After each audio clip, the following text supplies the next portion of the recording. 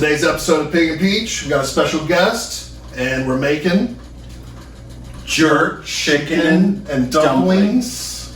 Spinners. Spinners.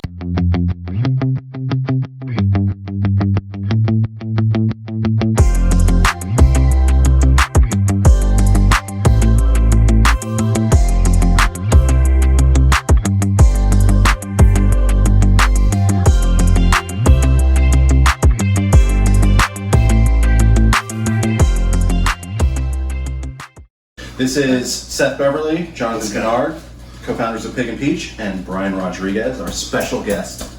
Good to be here. Good to be here. Brian Rodriguez of Attack Mountain. Yes. We'll explain more later. later. So, step one, jerk chicken and spinners. Our riff on Southern chicken and dumplings. I like it.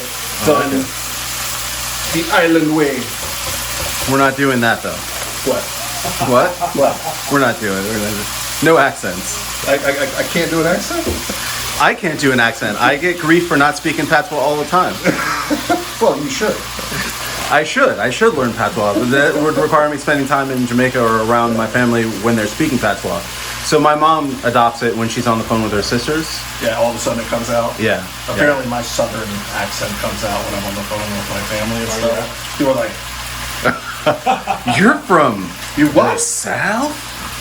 You're southern? I thought you were a city boy. I thought you didn't have an accent. You was hiding the whole time. So, we'll do this in a second. But That smells amazing. What is this? What's this happening? is We didn't- chicken thighs, boneless, skinless chicken thighs that I've marinated for about 24 hours in our homemade, our proprietary Jamaican jerk Roux. I'm sorry, say what? Yeah, that's right. Is that what that smell is? That's what that smell It is. smells like there's mustard in there. Is there mustard in there? No mustard. What is that vinegary sort It's a little of, bit of distilled vinegar.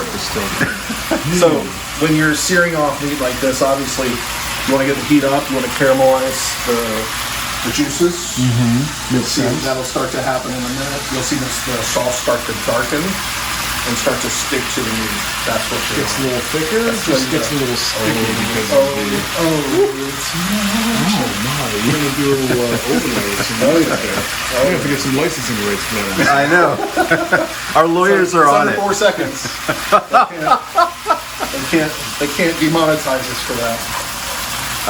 And so, I think what it looks like we're going to do is we're going to get this chicken. Yeah. We're going to get this chicken Then cut. brown in this bad boy. Are we going to throw the veggies in afterwards and then deglaze before we? What we'll do is we'll take what's left here, add it to our 8-quart pot, Nice. and then cook saute our mise en place. Okay. And then this is going to go to the side. It's going to stay until the very end. Nice. Okay. Does that make sense? That makes perfect sense. So we're getting it. Because we still have all of the with the jerk dry rub or the wet rub. We're going to be able to infuse that broth with all of that jerk flavor. You know? And are we cooking the chicken here, or are we like more? Yes. So it's fully cooked here before it goes into the final. You're going to see it's like dark brown, it's like caramelized. It's fantastic. Nice. You won't be adding any additional jerk. Nope. Right. It's already got it all infused. It's going to have exactly. So let's hit them with a fast forward here, right? And then we'll come back once all the meat's done. Cool. The smell is changing now. I feel like it's not as mustard and vinegar pungent. I mean, what is that? It's the sugars. Starting to caramelize. Yeah. You notice, like, you kind of want to stand back a little bit, but you notice it's starting to like caramelize. You're starting to get these spots on the chicken. It's like where the sugars are changing. So, and the garlic, the onion, all of that is just maturing and kind of coming together to make something else. It is filling the room with some delightful scents. I'll tell you that much. Right on. So while we got this awesome sizzly, crackly backdrop, so you're a producer. You produce, which is You're a producer. What kind of producer? Well, you produce video games. Video game producer, yeah. And so you're like one part like computer engineer, programmer type, one I part would like... say, yeah. So there's a creative side of it that's more the actual creation of the game assets, and I'm definitely more on the art and design side, and then you would call an engineer or a programmer. Someone who's actually doing the lifting in the back end, behind the scenes, Got it. the C++, the stuff that could intimidate some creatives possibly. But yeah, no, I mean, I'm mostly in my day job responsible for organizing both creatives and engineers to get to a single goal, which is usually to make a really great product or to get through whatever current milestone we're on. And that can be anywhere from creating concept art to creating environment assets. You know, What are environment assets? environment assets. What are environment assets? Well, you're surrounded by environment assets right now. There's a team that makes props, for example. There's a team that creates the structure of the building that we're in. Like, there's a team that sits with a narrative developer and talks about the time period in which this pre-war building may have been made. And that's why we have to create crown molding around the window, for example. Right. So in the game, you're merging history and fictional narrative with non-fictional narrative to kind of create a believable world. And that's just the art side of it, right? That's just the world building side. Then you have the design. How does it feel good? Does it play well? Player mechanics, you know? Cool. A lot of people play video games where someone has a grappling hook or is vaulting over a ledge. All of that is also heavily scrutinized in a similar way. Got it. And so you do that. You're also like I would say you're a brilliant artist. Oh, thank you. Like I've seen your sketches, I've seen your drawings. Like you have definitely more than just talent. You have skill as well, which I think is which is unique. Not everyone has both. Yeah. Not everyone has both. And so you're an artist, and that art you lend to 2D animation. Yeah, so... And game design. That's right. For Attack Mountain. Attack Mountain. We'll throw some links out at you later, people, but... Links.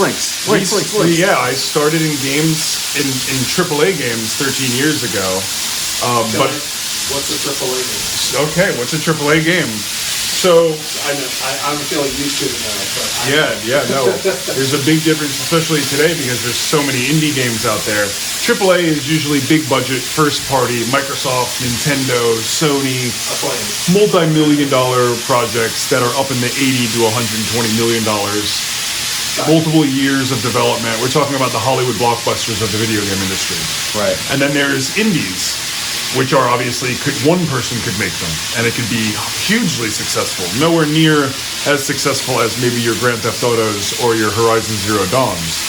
But they also have AAA now, which the tools for making games have gotten so user-friendly and accessible that even a 10-year-old can start working on making amazing quality games. And when you get AAA talent to work on the scale of an indie game. So, for example, maybe an indie game takes a year or two to make. A AAA game will take 4 to 6 years. Right. If you get AAA talent together to make an indie game and they pump it out in a year and a half, it's considered AAA because you have it's a AAA quality with an indie scope, which allows you to kind of create probably the more satisfying creative loop is like high talent and a quick turnaround, so you can really get your idea out there at a high quality and hopefully make some money, or at least make a legacy for yourself. And a lot of these people are starting new companies. They're startups. Lots of startups creating, and that's what Attack Mountain is. Attack Mountain's been around for 8 years, and we're an indie developer, but we're all comprised of AAA developers from the AAA game industry. That's incredible. It gives us a foresight and an intuition that maybe some more garage indies, like I used to be when I was a kid in elementary school, just messing around with stealing assets from older games to teach myself how to do stuff. Like that's bootleg garage gaming. But that's how we all start. I mean, I would be nowhere today if it wasn't for like stealing other games' art to make it work in really bad prototypes or trying to recreate games that I love. To learn, and that's kind of what you do with music, and that's what you do with painting. I mean, every art is stealing, that's right? What we're doing with food. Yeah, exactly. We did not invent jerk chicken, which I mean, we're not even doing jerk proper right now because we're not smoking it. We didn't invent chicken and dumplings. But there's like a tradition there. I think the same is true like in marketing, where they call it ripping, and because marketing they like the names and terms and jargon. They call it ripping. It's like I'm gonna rip this technique. Right. It's a cooler way to say steal, but it's really interesting because food is parallel to creativity in that way. Like you are taking a previously established concept like jerk chicken, you're putting it on its ear. That's like creative expression. And it expresses its way with flavor, which is so nice. You know, video games are expressing its way through like emotion, or fun, or humor, or intense drama, or intense fear. Yeah. And we get flavor from this art form, so that's pretty nice. So, Brian, question. Growing up, what was like the most impactful like game in your opinion on you? Like what if you had to say one game? Oh man, that was like, oh man, this is the one. This is where everything changed. This is where like I knew that I wanted to go into gaming professionally. Yeah, it was like Kirby's Adventure on the Nintendo, which was the first game where you saw like the character absorbing the ability of another character, and you're seeing this freedom of choice on how you want to attack the game. This was really inspiring, and it actually later on was the game that I took and sort of stole the assets from to try to rebuild. So you could say that like this game was maybe inspiring because of its simplicity in a platformer. Like Mario, you could also say it's quite simple, but at least Kirby, you're sucking in an enemy, you're stealing his ability, and it's almost you're entering a new form. And that was a little bit more depth, a little bit more interest for me. And during that first year of being at college, Xbox 360 had just come out, and a game called Castle Crashers came out, which is by the studio The Behemoth. Yeah. Hugely inspirational, hugely influential. And this, as far as, like, it's hard to say that Kirby influenced me because I felt like I could remake it when I was a kid before I knew anything about making games. When I was just thinking about, like, the concept of, like, wow, wouldn't it be cool? But when I was already in school for it, Castle Crashers represented two people making a game that was on a AAA game console. It definitely changed what is possible for me, and it made me feel like, oh, I can make this artwork. Like, I think I could do this animation. And these people have just made millions of dollars on this highly successful indie game. And this was what we call the summer of arcade, or the dawn of the indie revolution, basically, in video games. Started because of games like Castle Crashers, Braid, Limbo. These games blew the doors open for home developers to suddenly be like, we have the tools. We can use Unity, we can use Game Maker, we can use Unreal. We can do this, and we can actually marketably make money if we... All right, there we go. All right, welcome back, guys. So we just finished browning the chicken.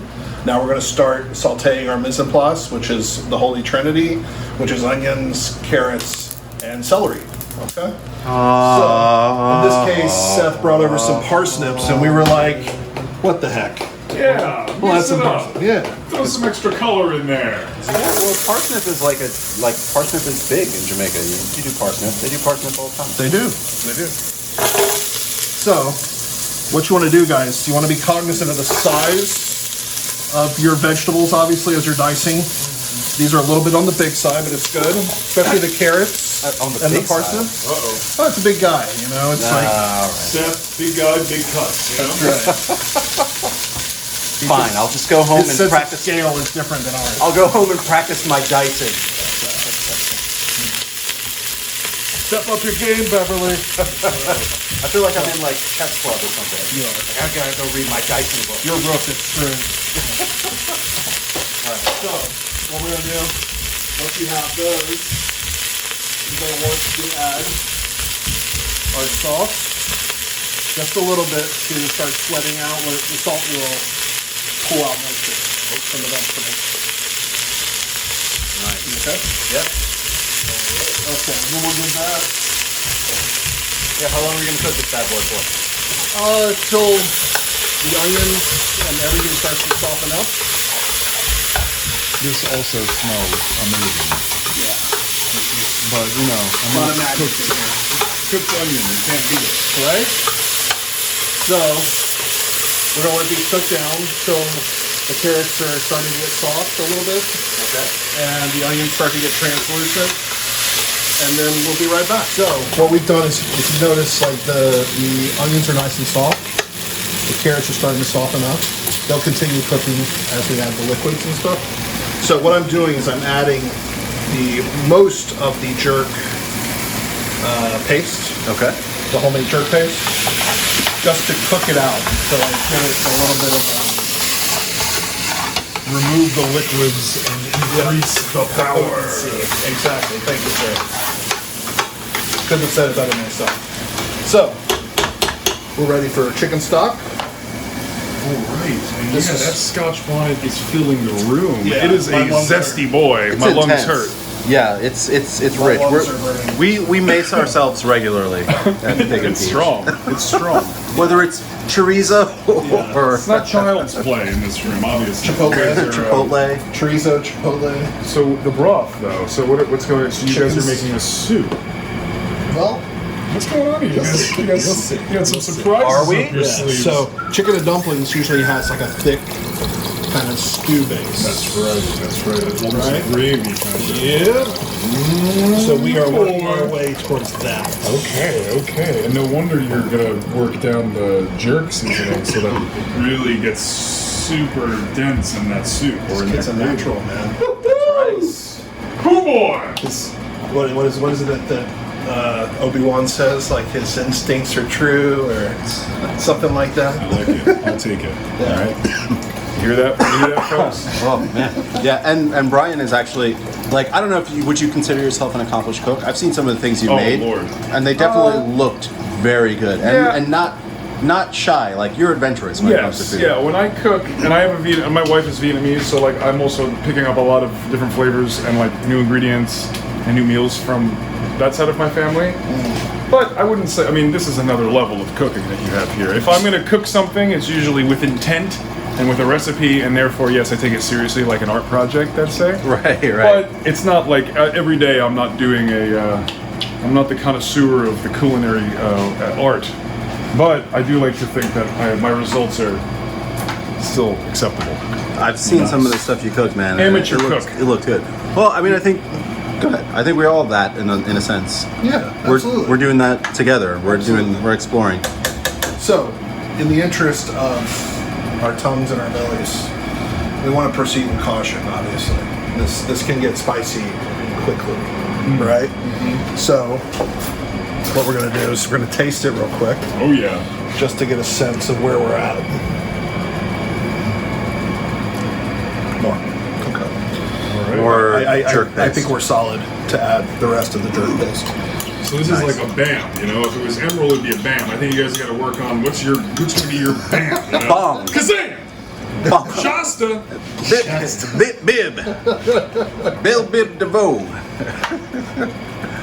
Wiggly wobble! We got something. Yeah. Maybe we're just gonna cough because we keep macing Yeah. ourselves. That's fine. Yeah. All right. And So, what we're gonna do is we're gonna let this guy simmer. I'm gonna put him on the back burner, let him simmer, and then we're gonna work on our roux. So we'll be right back. Welcome back, guys. Next step on our way to success. success Nice. would be to make a roux. Oh, What is a roux? Oh my god. It's a thickening agent for soups and stews. Okay. Right? I was really going into like a marsupial, so I'm happy that you took. It is one of those too. Kangaroo. See what I did there? Yeah. This is why he keeps me Get around. this guy out of here, huh? What are we paying you? He's the king of one line. Are we getting paid? Okay. The food that we're all. You notice I didn't clean the pan where we cooked the chicken. Okay. Unhygienic or genius? But genius. Genius. Good question. No, it's totally hygienic. The cast iron, number one, is like a utensil that you use for its ability to hold seasoning and flavor and transmit that into food as it heats up and releases whatever oils and such are captured in the metal as it expands and contracts. Also, the fact that he left all the stuff that's in there and did not specifically deglaze means that we've got all those flavors trapped right in here. So as we start to build this roux, as the fats break down and start to commingle with what was in the pot already, the oils and the seasonings in there already, we're gonna get all the flavors that were sort of trapped there. We're gonna just Yep. All the good Release. stuff. This is great, and it was more flour than I would have assumed. That really actually changed putting the more- consistency. Yeah. Man. Yeah, so this is going to thicken it up. Roux are magic. Roux are.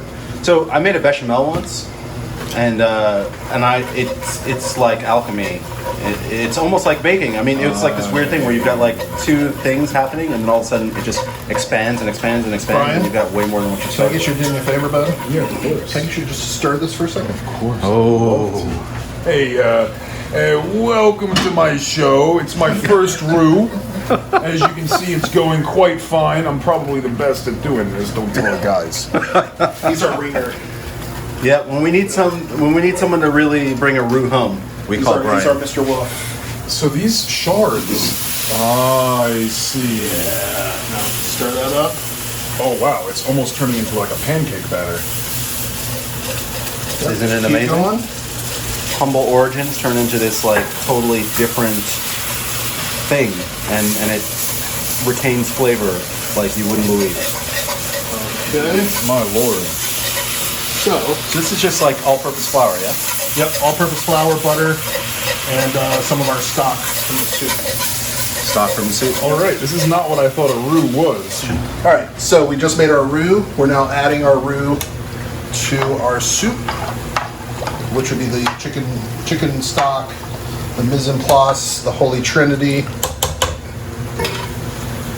And is there like a formula to this, or just Nope. bit by bit, all at once? Doesn't matter. If you do 1 stick of butter and about a cup of flour, and then add about a cup of stock to that, like 1 part of each. Then add it back to the soup. You'll see in like 2 minutes it's going to thicken up and become like a stew. I see. So the roux is almost the activator for it's the thickening agent. It's the thickening agent. But it's taken all the seasoning from the bottom of the chicken pan and is now Yep. boom. So one might say that roux puts the ooh in stew.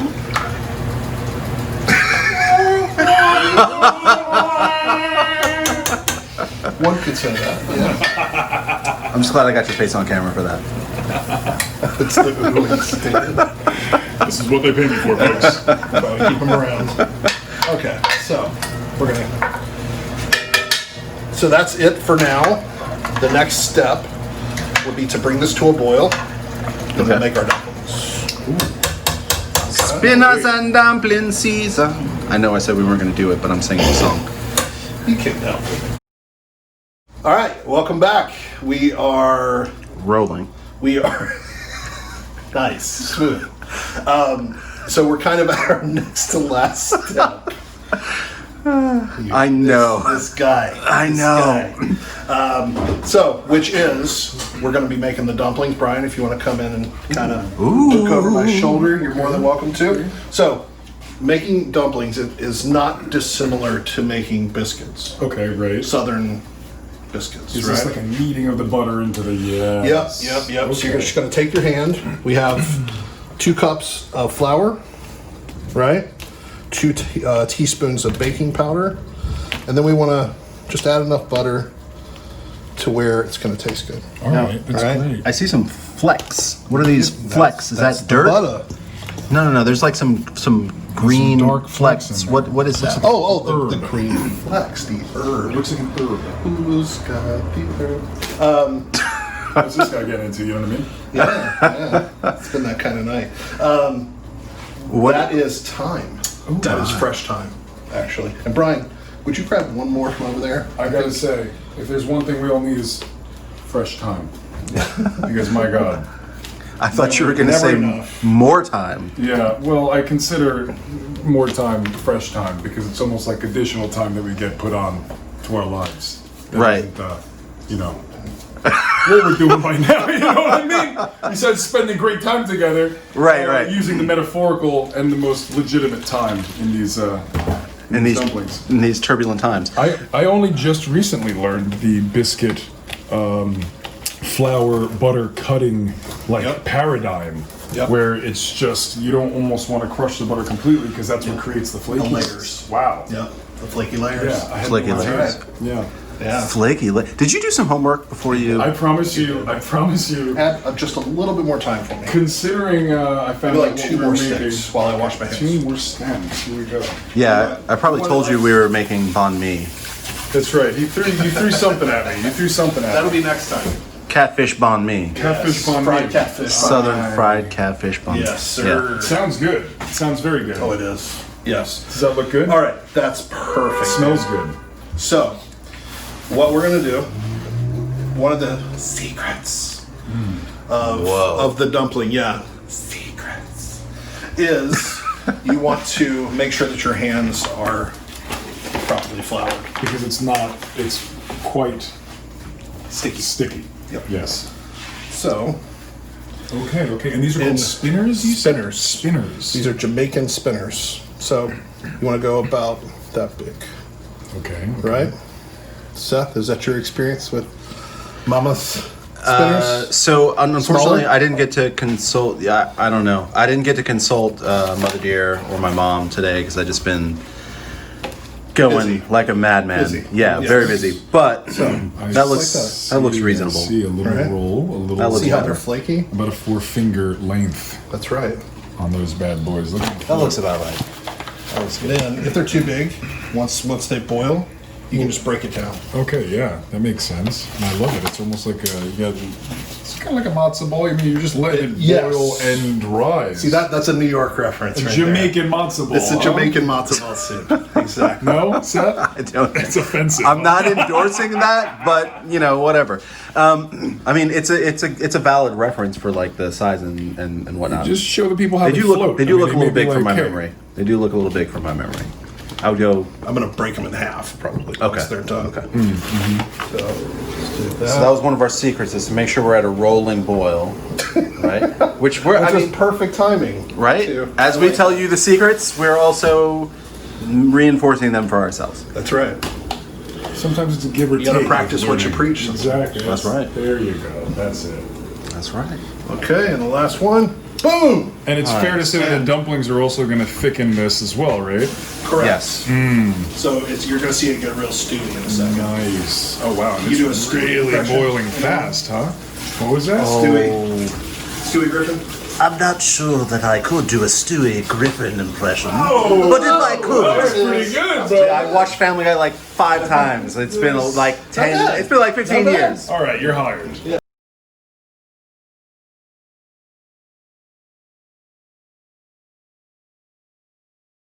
Cool. You want to come over for a sec here? Let's do it. The last step, gentlemen. Wait, what do we got? What in the world? This is our jerk chicken. If you harken back Whoa. many moons The ago, days of yore. Which for we viewers was browned like some chicken, didn't we? 3 minutes. Yeah, it was about 2.5 minutes ago, maybe. Yeah, it'll be 10 minutes in YouTube land. It is looking flavorful. Right? It's flavorful, juicy, It's the boys have tried it. and it's going They for approve. a dip. It's going for a dip, They're folks. all. Here we go. Everyone's in the hot tub now. So Boy. Everybody We get got in the hot tub. Malcolm. We got Jenny. We got. got We got Tori, Michael. We got Benjamin. Got We got Christy. Zachariah. We got Christian. got Christy. Yeah, that's Yeah. right. It looks delicious. Thank you. And then yeah, go ahead and just dig in, and we we're gonna on? get. We are rolling, so we could cut at any Got the old blinkers. Blinkers. blinkers on. Got to use your blinkers. Gotta use your peepers. Jeepers. Creepers. All right. Where'd you get those peepers? This looks phenomenal, and the dumplings are an appropriate size, and the chicken's looking delicious. Let me get a little bit of this in here. Let me find a nice piece. This is a perfect. This is what we call the best bite. It's when you get, Yeah. you know, Grab that carrot up. Yes. this is the best bite. You know, you get one of every component. Give it a little. You're an inhuman person. How did you just put that piping hot, huge spoon of soup in your mouth like a demigod? Dude, it is smooth and silky. The dumplings are chewy. It's also dark meat chicken. Goodness. The best. Yeah. Yeah. The best. Yeah. I think. Has to be. Yeah, for sure. I think usually it's bone in. It's also Yeah.